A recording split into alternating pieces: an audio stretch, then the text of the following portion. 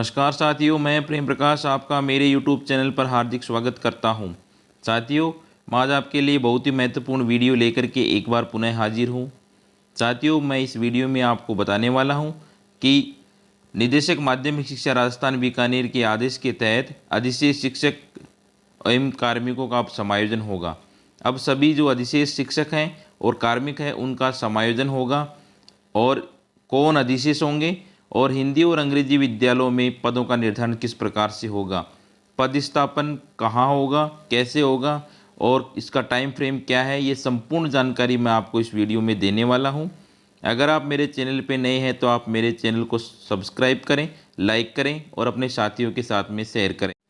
साथियों, कार्यालय निदेशक माध्यमिक शिक्षा राजस्थान बीकानेर के तहत 14/11/2024 को एक आदेश एवं दिशा निर्देश जारी किए गए, जिसमें अधिशेष शिक्षक और कार्मिकों के समायोजन के संबंध में दिशा निर्देश जारी किए गए हैं।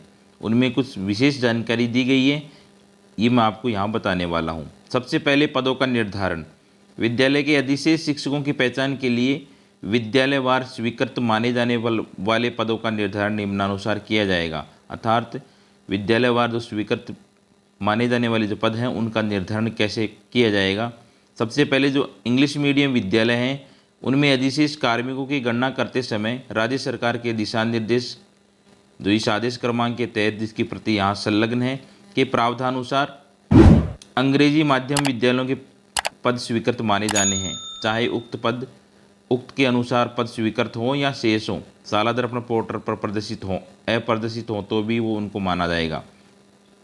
दूसरा, हिंदी माध्यम विद्यालयों के लिए स्वीकृत पद और क्रमोन्नत विद्यालयों में न्यूनतम नामांकन के आधार पर शासन के दिशा निर्देश क्रमांक इस आदेश क्रमांक के 33/4/2015 के प्रति संलग्न के अनुसार पद स्वीकृत माने जाने हैं, चाहे उक्त अनुसार पद स्वीकृत हों या स्वीकृत होना शेष हो। ये आदेश हैं, मैं यहाँ पर आपको अटैच कर दूँगा। आप मेरे जो टेलीग्राम चैनल है वहाँ जा कर के आप इन आदेश को सभी को प्राप्त कर सकेंगे। दूसरा, स्पष्ट अधिशेष कार्मिक की पहचान, अर्थात स्पष्ट अधिशेष किसे माना जाएगा, उसकी पहचान किस प्रकार से की जाएगी, उसके बारे में कुछ निर्देश दिए गए हैं, जिनमें पहला है कि अंग्रेजी माध्यम विद्यालयों हेतु शिक्षक और कार्मिकों के चयन के उपरांत कार्य ग्रहण के पश्चात ही उन विद्यालयों में पहले से कार्यरत समकक्ष अचयनित शिक्षक कार्मिकों को ऐसे अधिशेष माना जाए। अर्थात माध्यमिक जो अंग्रेजी माध्यम के विद्यालय हैं उनमें शिक्षक और कार्मिकों के अगर किसी का चयन होता है और उनके चयन के उपरांत जब कार्य ग्रहण कर लेते हैं तो उन विद्यालयों में जो कार्यरत समकक्ष जिनका चयन नहीं हुआ है उन शिक्षकों और कार्मिकों का अधिशेष माना जाए। दूसरा बिंदु है, अंग्रेजी माध्यम विद्यालयों के मानदंडानुसार सृजन योग्य पदों के अधीन कार्यरत होने की स्थिति में ही कार्मिक को अधिशेष माना जाए। अंग्रेजी माध्यम विद्यालय के जो मानदंड के अनुसार है, जो सृजन योग्य पद हैं जिनका पद निर्धारण किया जाना है, उनसे अधिक कार्यरत होने की स्थिति में उन कार्मिकों को भी अधिशेष माना जाए। तीसरा, अंग्रेजी माध्यम विद्यालय जिनके पूर्व में प्राथमिक कक्षाएं संचालित की जा रही है में पूर्व प्राथमिक शिक्षा अध्यापकों के पदस्थापन पर कार्य ग्रहण की स्थिति में इन विद्यालयों में पूर्व प्राथमिक कक्षाओं के अध्यापन हेतु चयनित अध्यापक लेवल प्रथम शिक्षकों को अधिशेष माना जावे। अर्थात जो पूर्व प्राथमिक कक्षाएं जहाँ पे संचालित हो रखी हैं, ऐसे इंग्लिश मीडियम विद्यालयों में पूर्व प्राथमिक शिक्षा अध्यापकों के पदस्थापन पर कार्य ग्रहण करने की स्थिति में वहाँ पे पदस्थापन हो जाता है किन्हीं शिक्षकों का, तो इन विद्यालयों में पूर्व प्राथमिक कक्षाओं के अध्यापन के लिए जो चयनित किए गए लेवल प्रथम के शिक्षक हैं उनको अधिशेष माना जाए। चौथा बिंदु है, कक्षोन्नत विद्यालय में शासन के दिशा निर्देश जो कि 30/4/2015 के अंकित मानदंडानुसार पद स्वीकृत मान करके मानदंडों से अधिक कार्यरत जो शिक्षक हैं और कार्मिक हैं उनको अधिशेष माना जाए। अर्थात जो कर्मोन्नत विद्यालय हैं वो उनके आदेश के तहत जो 30/4/2015 को आदेश निकाला गया था उसके तहत ही उनको स्वीकृत माना जाए और उससे अधिक जो कार्मिक है उनको अधिशेष माना जाए। इसका आदेश है, मैं यहाँ पे अटैच कर दूंगा। आप मेरे टेलीग्राम चैनल पे जाकर के वहाँ से आप इस लिस्ट देख सकते हैं और इन आदेशों की सूची आप देख सकेंगे। जिन अंग्रेजी विद्यालयों में कंप्यूटर शिक्षक पर पद हेतु चयन प्रक्रिया से पूर्व में चयनित अध्यापक लेवल प्रथम द्वितीय का पदस्थापन किया गया है, लेकिन इन विद्यालयों में वरिष्ठ कंप्यूटर अनुदेशक बेसिक कंप्यूटर अनुदेशक का पद स्वीकृत होकर कार्मिक पदस्थापित है तो अधिशेष मानते हुए समायोजन किया जाएगा। अर्थात जो कंप्यूटर शिक्षक हैं, जो चयन प्रक्रिया से पूर्व चयनित अध्यापक लगे हुए हैं, प्रथम या लेवल द्वितीय के हैं, लेकिन वहाँ पे वरिष्ठ कंप्यूटर अनुदेशक या बेसिक कंप्यूटर अनुदेशक का पद स्वीकृत होकर वहाँ पर कोई कार्मिक प्रतिस्थापित हो जाता है तो उनको आप समायोजन के लिए अधिशेष मानेंगे। इसी के अलावा इंग्लिश मीडियम विद्यालयों में जिस स्तर पर अंग्रेजी माध्यम की कक्षाएं संचालित हो रही हैं उस स्तर तक प्रावधान हेतु अंग्रेजी माध्यम विद्यालयों हेतु जारी मानदंड लागू होंगे, जो कि यहाँ पे संलग्न किए जा रहे हैं। अर्थात जिन इंग्लिश मीडियम विद्यालय हैं वहाँ पे जितनी कक्षाएं संचालित हो रही हैं इंग्लिश मीडियम में, वहाँ की उसके अनुसार वहाँ पे जो मानदंड के अनुसार जो पद स्वीकृत हैं उनके अनुसार ही वहाँ पे कार्यरत है, बाकी को अधिशेष माना जाए। 7वां बिंदु, प्रारंभिक और माध्यमिक शिक्षा के विद्यालयों में स्वीकृत पदों अथवा मानदंडानुसार स्वीकृत योग्य के अधिक पदस्थापित कार्मिक शिक्षक अधिशेष होंगे। अर्थात प्रारंभिक और माध्यमिक शिक्षा के जो विद्यालय हैं वहाँ पर जितने पद स्वीकृत हैं अथवा मानदंड के अनुसार स्वीकृत योग्य हैं से अधिक पदस्थापित जो कार्मिक है शिक्षक हैं उनको अधिशेष माना जाएगा। माध्यमिक शिक्षा के जो विद्यालय हैं उनमें पदस्थापित कार्मिक जैसे यथा वरिष्ठ प्रबोधक, वरिष्ठ शिक्षाकर्मी, पंचायत शिक्षक, कनिष्ठ शिक्षक, पैरा टीचर, ट्रेनी टीचर इत्यादि जिनके पद इन विद्यालयों में नहीं होते वे विभाग में अधिशेष माने जाएंगे। न्यायिक प्रकरण से स्थगन प्राप्त करके शिक्षक कार्मिकों को अधिशेष नहीं माना जाए। अर्थात तो न्यायिक प्रकरण से स्थगन प्राप्त किए हुए शिक्षक हैं और कार्मिक उनको अधिशेष नहीं माना जाए तथा इन कारण से संबंधित पद पर अन्य पदस्थापित शिक्षक कार्मिक अधिशेष होंगे और इस कारण से दूसरा जो व्यक्ति वहाँ पे पदस्थापित है उसको कार्मिक को अधिशेष माना जाए। मंत्रालयिक संवर्ग के अधिशेष कार्मिकों की पहचान करते समय वित्त विभाग का जो राजस्थान सरकार का ऑर्डर था जो 25/5/2022 की पालना सुनिश्चित की जाए। 25/5/2022 को जो आदेश आया था उसकी पालना की जाए, जिसकी प्रति मैं यहाँ पर अटैच कर दूंगा। इसके अलावा कुछ सामान्य जनरल इंस्ट्रक्शन भी हैं, सामान्य निर्देश भी हैं, जिनमें आता है विद्यालय के कार्मिक की कार्यग्रहण तिथि के आधार पर, अर्थात जो विद्यालय में कार्मिक है उसकी कार्यग्रहण की तिथि के आधार पर वरिष्ठ कार्मिक का समायोजन उसी विद्यालय में करते हुए कनिष्ठ को विद्यालय में अधिशेष माना जाए, वरिष्ठ को उसी विद्यालय में समायोजित माना जाए और जो कनिष्ठ कार्मिक है उसको अधिशेष माना जाएगा। इसी प्रकार ग्राम पंचायत ब्लॉक में अधिशेष कार्मिक को चिन्हित किया जाकर के समायोजन किया जाएगा। अंग्रेजी माध्यम विद्यालय हेतु जो अचयनित शिक्षक हैं या कार्मिकों को अंग्रेजी माध्यम विद्यालयों में केवल तभी लगाया जाए जबकि हिंदी माध्यम विद्यालयों में पद रिक्त नहीं हो। अर्थात तो इंग्लिश मीडियम विद्यालय जहाँ पर अचयनित जिनका चयन नहीं हुआ है शिक्षक उनको केवल अंग्रेजी माध्यम विद्यालयों में तभी लगाया जाए जब हिंदी माध्यम के विद्यालय उनमें पद किसी प्रकार का कोई पद रिक्त नहीं हो। यह समायोजन केवल चयनित शिक्षक के कार्मिक के उपलब्ध होने तक के लिए किया जाएगा। माध्यमिक शिक्षा विभाग के विद्यालयों में अधिशेष कार्मिक का समायोजन उसी स्पष्ट पद विषय और उनके मूल पद के अनुसार ही माध्यमिक शिक्षा विभाग के विद्यालयों में किया जाए। माध्यमिक शिक्षा विभाग के जो विद्यालय हैं उनमें अधिशेष कार्मिक है उनका समायोजन और उसी स्पष्ट रिक्त पद या विषय के मूल पद पर ही माध्यमिक शिक्षा विभाग में ही विद्यालयों में किया जाए। अन्य पद या अन्य विषय के विरुद्ध कतई नहीं किया जाए। माध्यमिक शिक्षा विभाग के विद्यालय में रिक्त पद शेष नहीं रहने पर प्रारंभिक शिक्षा के विद्यालयों में समायोजन की कार्रवाई की जाए। पहले माध्यमिक में लगाया जाए, अगर माध्यमिक में सीट खाली नहीं है उसी पद के पद विरुद्ध नहीं लगाया जाए और अगर सीट खाली नहीं है तो उनको प्रारंभिक शिक्षा में विद्यालय में समायोजन की कार्रवाई की जाए। जिन अध्यापकों लेवल प्रथम और लेवल द्वितीय की उक्त नियम 6(3) के तहत शिक्षा विभाग में लिए जाने की कार्रवाई की जा चुकी है उन्हें अनिवार्यतः माध्यमिक शिक्षा के विद्यालयों में ही लगाया जाए। जिनका 6(3) के तहत शिक्षा विभाग में लिए जाने की कार्रवाई हो चुकी है उनको केवल माध्यमिक शिक्षा में ही लगाया जाए। यदि जिले में माध्यमिक शिक्षा के अधीन विद्यालयों में पद रिक्त नहीं हो तो उन्हें प्रारंभिक शिक्षा के विद्यालयों में अधीन में भी लगाया जाए।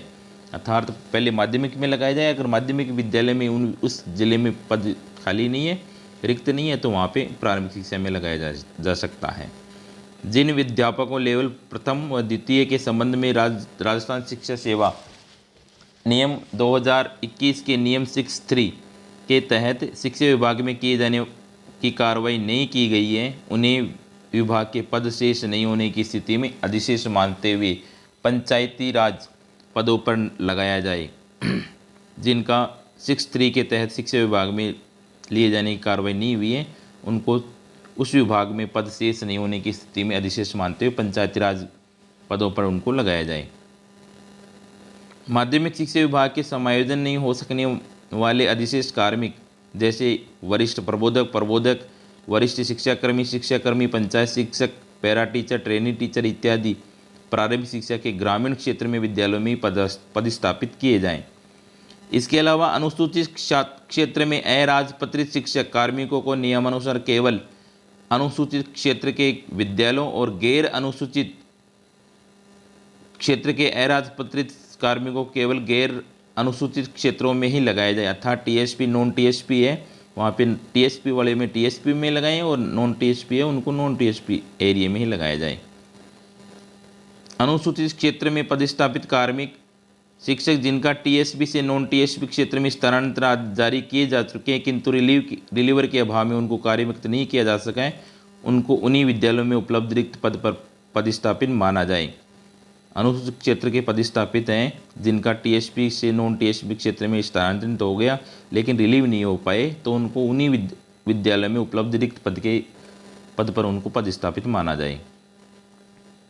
इसके अलावा राजस्थान स्वेच्छा ग्रामीण शिक्षा सेवा 2010 के तहत नियुक्त शिक्षक हैं, उनको केवल ग्रामीण क्षेत्रों के विद्यालयों में लगाया जाए।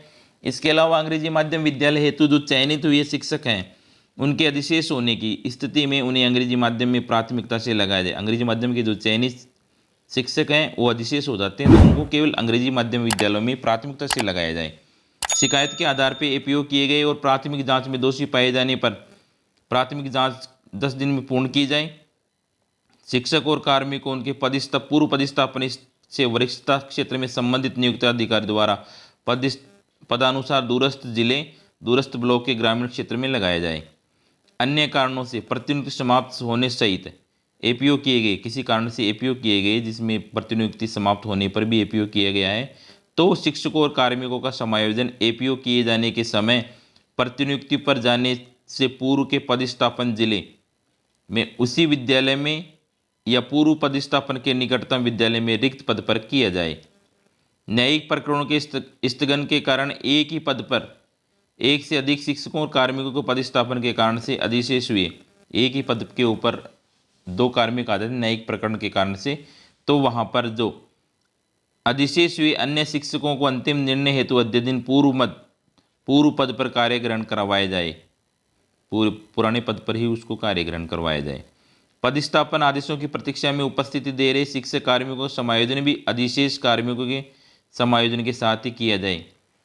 आदेशों की प्रतीक्षा में जो उपस्थित दे रहे शिक्षक हैं उनका समायोजन भी अधिशेष कार्मिकों के समायोजन के साथ ही उनका किया जाए।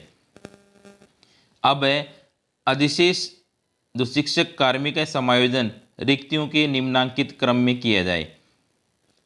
उसी विद्यालय में पद रिक्त होने पर अर्थात समायोजन रिक्तियों के निम्नांक इस क्रम में किया जाए।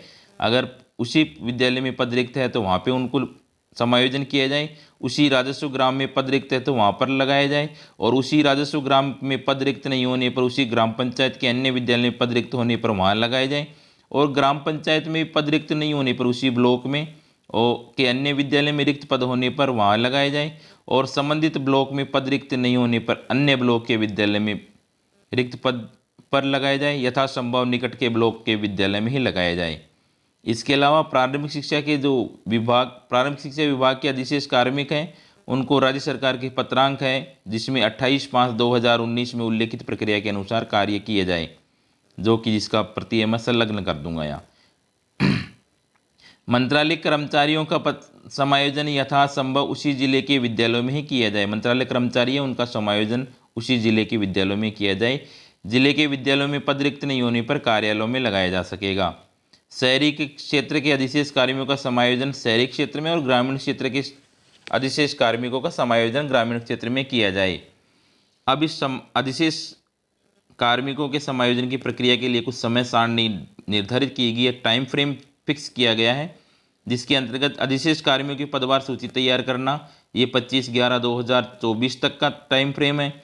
अधिशेष कार्मिकों के समायोजन हेतु योग्य कार्मिकों की बिंदु संख्या 3 के उप बिंदु 15 के अनुसार संभावित पदस्थापन स्थान सहित सूची तैयार करना, वो 28/11/2024 तक करना है। माध्यमिक शिक्षा के जो विभाग के क्रम संख्या 2 की कार्रवाई के उपरांत शेष कार्मिकों की सूची प्रारंभिक शिक्षा विभाग को सुपुर्द करना 28/11/2024 तक है। प्रारंभिक शिक्षा विभाग द्वारा माध्यमिक शिक्षा के लौटाए गए प्रारंभिक शिक्षा के अधिशेष कार्मिकों की समेकित पदवार सूची तैयार करना, ये 2/12/2024 तक। और प्रारंभिक शिक्षा के द्वारा बिंदु संख्या 3 के उप बिंदु 15 के अनुसार संभावित पदस्थापन सहित सूची तैयार करना, ये 4/12/2024 तक करना है। और प्रारंभिक और माध्यमिक शिक्षा विभाग द्वारा पदस्थापन जारी करने का कार्य 6/12/2024 तक किया जाना है। ये आदेश और एक ये निर्देश माध्यमिक शिक्षा राजस्थान बीकानेर निदेशक महोदय के द्वारा जारी किए गए हैं। इस प्रकार से ये समायोजन और अधिशेष के कार्य किया जाना है। अधिशेष कर्मचारियों का और समायोजन का कार्य इस टाइम फ्रेम में ही आवश्यक रूप से किया जाना है। इससे संबंधित कोई भी क्वेरी हो तो आप कमेंट बॉक्स में जाकर के कमेंट अवश्य करें, और इससे संबंधित जो भी आदेश है मैं यहाँ पर आपके साथ अटैच कर दूँगा। और अटैच करने के साथ में कुछ जिलों की, कुछ संभाग की जो सूची है, अधिशेष कर्मचारियों की सूची है, वो अभी तक आई हुई है। उसकी लिस्ट में मेरे टेलीग्राम चैनल पर भी अटैच कर दूंगा, आप वहाँ से आप शेयर देख सकते हैं। थैंक यू, शुक्रिया बहुत।